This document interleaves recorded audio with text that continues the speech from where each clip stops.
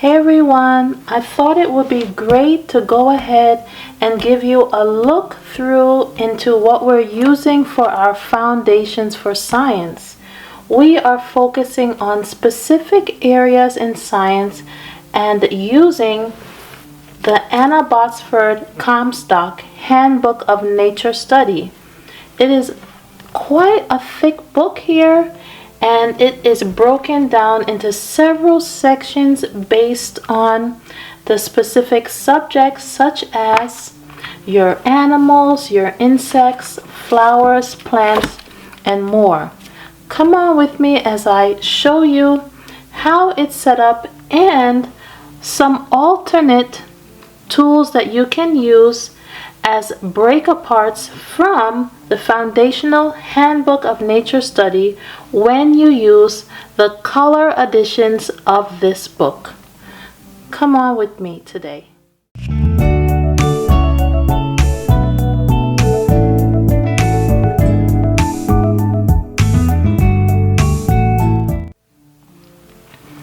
I hope your homeschooling planning and your year is coming off to a wonderful start. We have already begun our homeschool year and we are about several weeks in now, and we are really enjoying our science pick for this year. We are using the Anna Botsford Comstock Handbook of Nature Study, and this is quite a classic. This was actually recommended by Charlotte Mason, and as you know, I am using some highlights and ideas from Charlotte Mason's philosophy in terms of providing wonderful, rich living books that my children can learn from, explore, and just expand their mind and horizons to ultimately reflecting upon their Father in heaven, how they relate to Him, how they relate to the world, and what they have been honestly designed for, the value that they're going to bring as leaders in this world. So bringing in rich books, just giving them the ability to be enveloped in wonderful thoughts from others, classic information will really set them up for a wonderful start and a continual building in their lives. So I always like to find rich books that can help to increase our mission in this way and just really expand our horizons. And I really try and take into consideration everything I put forth before my children before I give it.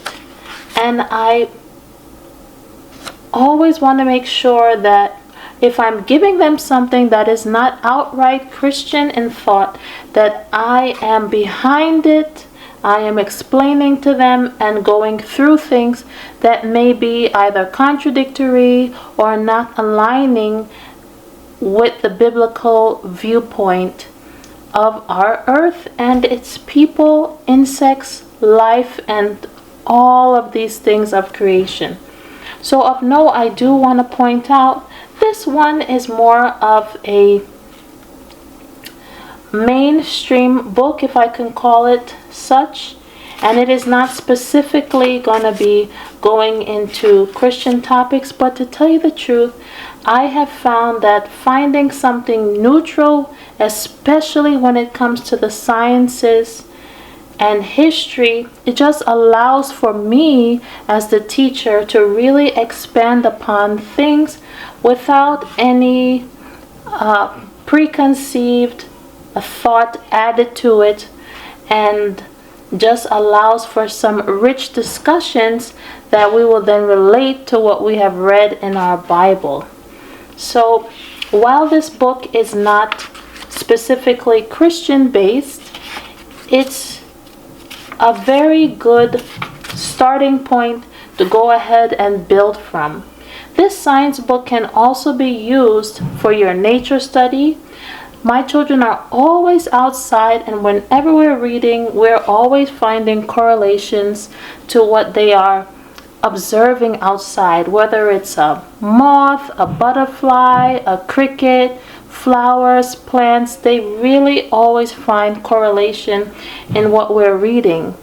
This year we are focusing on our insect study, and this is the color edition that goes with that section. Now you can purchase the Handbook of Nature Study in its original classic form in this large thick book here, or you can buy it as the broken apart sections, which I did here after I had already bought this one, because I found that the added color, which I will go ahead and show you in a moment, the added color and the sectioning off made it just easier to handle. So instead of having this large book, I could just easily bring only the sections that we want to focus on. So let's get into this book. I'm going to give you just a few snippets from the beginning so that you can see how it's laid out.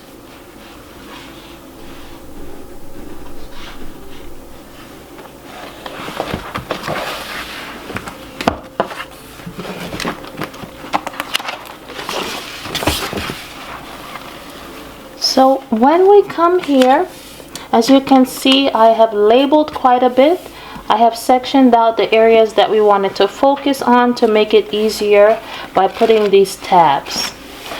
The contents give us here part 1, the teaching of nature study. So this is more specifically for the teacher, showing you how you're going to relate the nature study to the children, what you'll be talking about, and how you can make the subject more manageable as you're going along. Part 1, for example, talks about what nature study is, what nature study should do for the child, a help to health, what nature study can even do for the teacher, when and why the teacher should say, "I do not know." Just really good jewels and tips that will help you as the teacher to really set your plans up ahead of time. So I really do like how it is broken down in that way, and also tailoring for the needs of the teacher.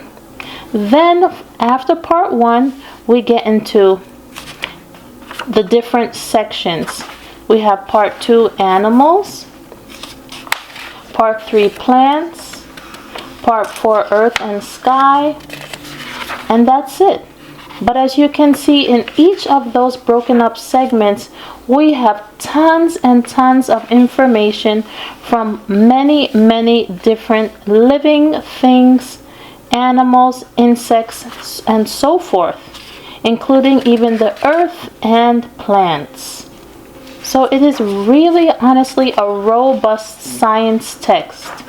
And I can see why it was recommended by Charlotte Mason, as she also wants to provide those living books that help us to look above and think beyond just ourselves here on this world and how we relate to everything and all the beauty that we can find in this world.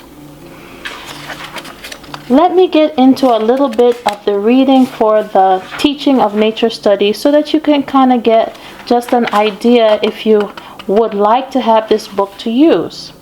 It talks about what nature study is. Nature study is, despite all discussions and perversions, a study of nature. It consists of simple, truthful observations that may, like beads on a string, finally be threaded upon the understanding and thus held together as a logical and harmonious whole. What nature study should do for the child. First but not most important, nature study gives the child practical and helpful knowledge. It makes him familiar with nature's ways and forces so that he is not so helpless in the presence of natural misfortune and disasters. Now that right there already is so nice that this author is even thinking in this way, giving us tools so that we can feel comfortable, so that we have information in our toolbox when around nature, when in the weather, knowing what to expect because we have been previously taught and we don't have a fear or an anxiety about these things because we have been well trained and understand the world around us, so that, as she mentioned, we are not helpless. We never want to be in that type of situation. Nature study cultivates the child's imagination, since there are so many wonderful and true stories that he may read with his own eyes, which affect his imagination. At the same time, nature study cultivates in him a perception and a regard for what is true and the power to express it. Going down further, perhaps half the falsehood in the world is due to lack of power to detect the truth and to express it. Nature study aids both in discernment and in expression of things as they are. Nature study as a help to health. Perhaps the most valuable practical lesson the child gets from nature study is a personal knowledge that nature's laws are not to be evaded. Wherever he looks, he discovers that attempts at such evasion result in suffering and death. A knowledge thus naturally attained of the immutability of nature's must and shall not is in itself a moral education. The realization that the fool as well as the transgressor fares ill in breaking natural laws makes for wisdom in morals as well as in hygiene. Out-of-door life takes the child afield and keeps him in the open air, which not only helps him physically and occupies his mind with sane subjects, but keeps him out of mischief. It is not only during childhood that this is true, for love of nature counts much for sanity in later life. She is so very right there. Nature study is something that we also can gain so much from as an adult, even also as a child.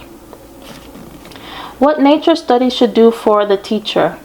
During many years, I have been watching teachers in our public schools in their conscientious and ceaseless work, and so far as I can foretell, the fate that awaits them finally is either nerve exhaustion or nerve atrophy. The teacher must become either a neurasthenic or a clam. I have had conversations with hundreds of teachers in the public schools of New York State concerning the introduction of nature study into the curriculum. And most of them declared, "Oh, we have not time for it. Every moment is full now." Their nerves were at such a tension that with one more thing to do, they must fall apart. The question in my own mind during these conversations was always, how long can she stand it? I asked some of them, "Did you ever try a vigorous walk in the open air, in the open country every Saturday or every Sunday of your teaching year?" "Oh no," they exclaimed in despair of making me understand. "We must go to the dressmakers lest we go unclad. We must mend and darn stockings. We need Saturday to catch up." Yes, catch up with more cares, more worries, more fatigue, but not with more growth, more strength, more vigor, and more courage for work. In my belief, there are two and only two occupations for Saturday afternoon or forenoon for a teacher. One is to be out of doors, and the other is to lie in bed, and the first is best. Out in this, God's beautiful world, there is everything waiting to heal lacerated nerves, to strengthen tired muscles, to please and content the soul that is torn to shreds with duty and care. To the teacher who turns to nature's healing, nature study in the schoolroom is not a trouble. It is a sweet, fresh breath of air blown across the heat of radiators and the noisome odor of overcrowded small humanity. She who opens her eyes and her heart nature-ward even once a week finds nature study in the schoolroom a delight and an abiding joy.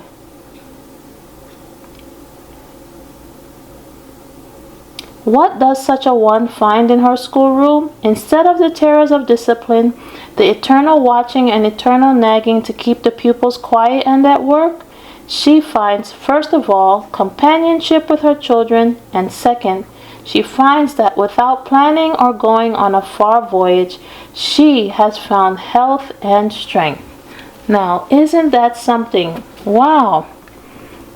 The author really has pinned down some of the stressors and honestly the things that need not happen in the classroom, where teachers are feeling so bogged down and so stressed, worrying about all the cares of this world and forgetting these simple and life-giving things, as simple as just being outside and sharing in the beauty of the Father's world.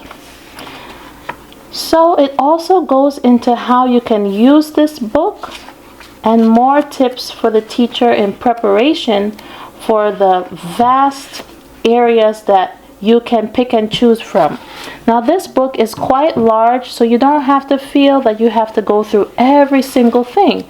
It honestly serves you well by picking and choosing specific sections, and this is where choosing a chapter or two with specific focus on an insect or an animal or something about nature will be very good for you, because you wouldn't feel overwhelmed and you'll really be able to take a deep dive into the lessons and really have some specific information and insight given to the topics that you're chosen.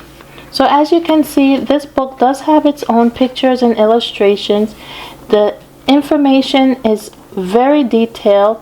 It's broken down into lessons as well, and it even has some observations and questions that you might want to pose to your children. So this book is really well done.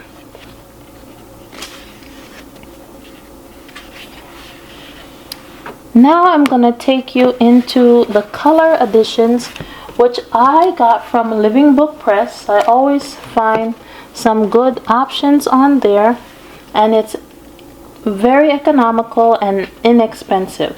So I'm going to be taking you through the book that we're studying, the section of insects.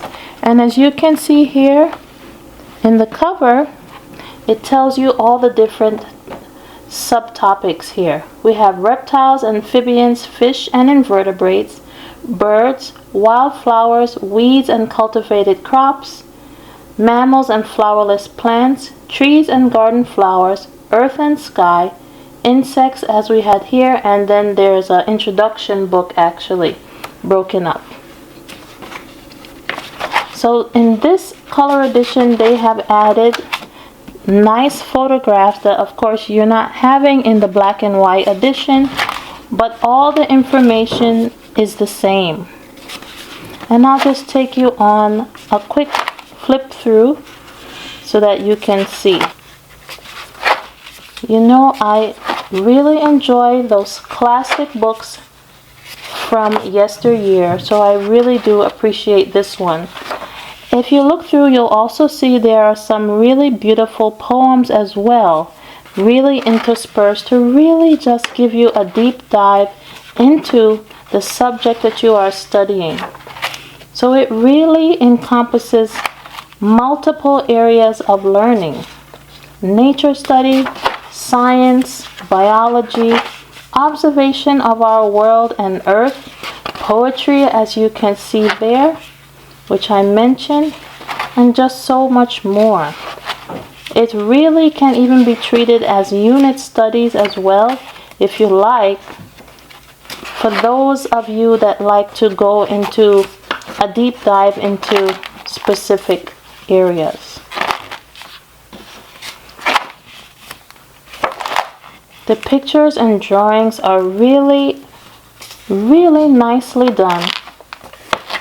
It goes into the parts of insects, close-ups of the insects, life cycles, anatomy, even some science projects if you do like to do that with your children.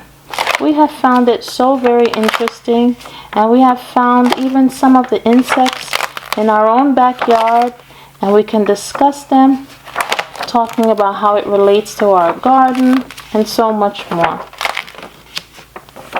So that is a quick overview of the insect book here that goes over moths, butterflies, grasshoppers and crickets, ants and beetles, wasps, bees, and more. And then I'll just show you the others. This one is mammals, domestic animals, flowerless plants and fungi. This one is trees, how to study trees and garden flowers. This one is introduction to plant study, wildflowers and weeds. Birds, feathers, nests, eggs, and rocks, minerals, weather, and stars.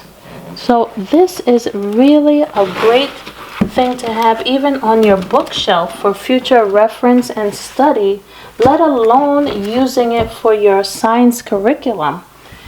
It's really a great investment, and these color editions, like I mentioned, were not very expensive at all, and I went ahead and got it from Living Book Press.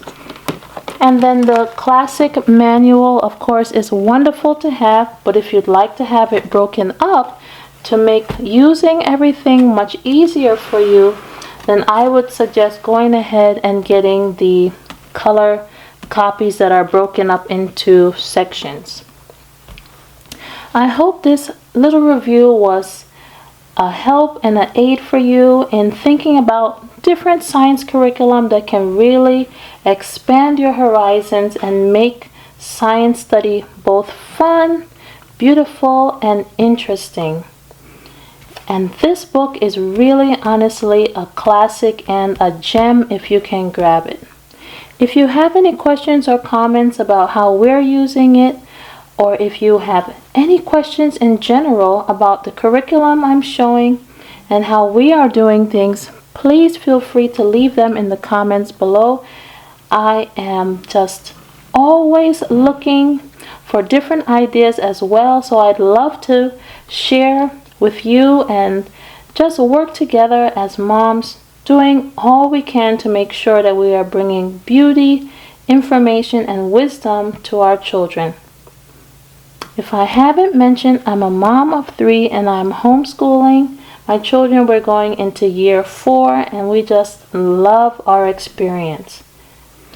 Until next time, do all you can to be more and more sustainable and be blessed. I'll see you in the next video where I'll be discussing some more information and a new option that we're using for our language arts.